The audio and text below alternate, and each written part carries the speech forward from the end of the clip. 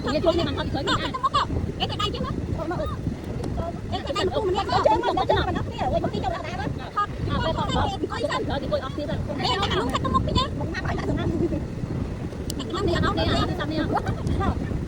em mấy cái gì thôi con em cũng ăn tí à ôi thôi mới là một cái đồ ăn tục nha ở tôi xay tục như thế cái tay ai luôn anh nói rồi chứ mốc đâu đi mai đồ đi đó ai mốc đi làm sao ăn kìa đâu nó dừng đâu mà em phải ăn không tôi ăn đâu tôi à cái này chưa này mày đâu đây mày đâu ấy Ủa con ơi, ủa ngay mẹ, cắt một cái nhá. Một cái nhắm trong bao số tiền. Mày trừ trong bao số tiền. Mày đây ăn phát không? Ai mà. Ủa cái đậu đi rồi luôn. Ở đây nó nhận cắt thế này.